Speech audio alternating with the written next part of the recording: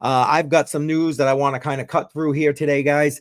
Just a little stuff to kind of like wet your proverbial whistle with what's going on in the space around the world, all that kind of stuff.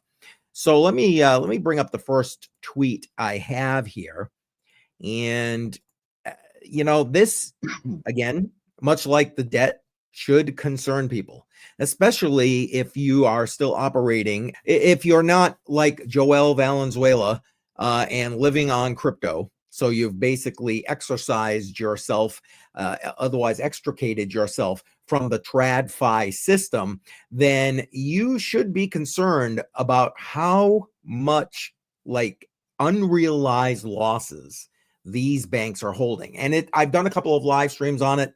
The losses that these banks are potentially holding and just it's astronomical. In this particular tweet right here, you can see US banks are now sitting on $515 billion in unrealized losses. I know when you compare that to the national debt that's in the trillions, it seems like nothing. But $515 billion in unrealized losses for banks that are already pretty much insolvent. Heck, again, we had the FDIC put out reports saying that 63 US banks about on the brink of insolvency. And now you've got these banks and more of the banks holding 515 billion in unrealized debt. And according to this tweet, that's over 8 times the amount of debt from the 2008 financial crisis. Holy cow. That's all I got. And I love the fact that they have Wells Fargo here. If you ask me, Wells Fargo, one of the worst offenders with regard to a lot of this, but yeah, that's just me. I got things with Wells Fargo.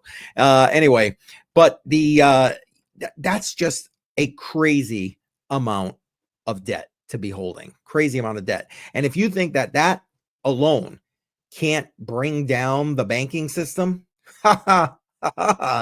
that's all I got with regard to that. Joe, I know you're busy trying to get stuff set up in the background, but do you want to chime in anything on that? Yeah, it's amazing. And I'm always amazed with the banks. The banks can loan out money that they don't have so that they can get the interest rate so they can build more banks and buy more expensive furniture. But I don't understand how, because they don't have money to begin with. But they're like the central agency that people go to get money, but they're only getting money from somebody who's already given them money to hold in their account. And then when you do want to take out your money, well, you can't. You have to make an appointment because they don't actually have the money in the bank. It makes no sense to me. It really does. It makes no sense to me. And then it doesn't make any sense. Yeah, and then that they can go in debt so bad, and then if sometimes they get bailed out. Shoot, I want to get bailed out.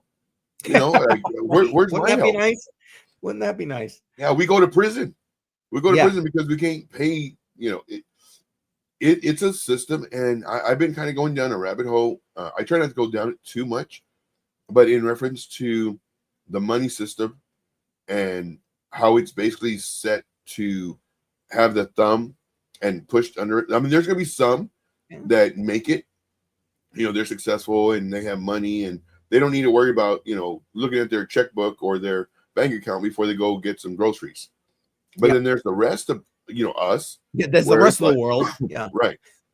Where it's like, man, like I can't, like, I don't know what to do. Like, I'm living paycheck to paycheck. My car that was a, very, beat up car, it broke now. Now I got to take the bus so I can go to work. And the money system is designed to put the thumb over us. It really is. Yes. And then the taxation on top of that, made up money that somebody put a value to. Yep. And then you got to pay taxes on it. Like, everything is to bring us down. However, the ones that know about money and know how to do the system, well, they got to pay taxes, but if you think about it, I mean, they're making way more money, and they're able to use their money. This is why, for one really great example, they don't teach us finance in school. Of course not. They teach us, oh, the bell rings, you have recess. The bell rings again, you come back in. The bell rings, Yep. you go to lunch. The bell rings, you come back. And they're programming us to work. That's all they're doing, and work and pay Exactly. taxes. Exactly. So, And in my the tax opinion, system isn't made for W-2 employees. It's right, made for people who invest. If you're a right, worker, you're meant to be poor. That's right. that's the way they've set the system up. You are 1,000% on that. Yeah, 1,000% in the chat for that. That's for sure.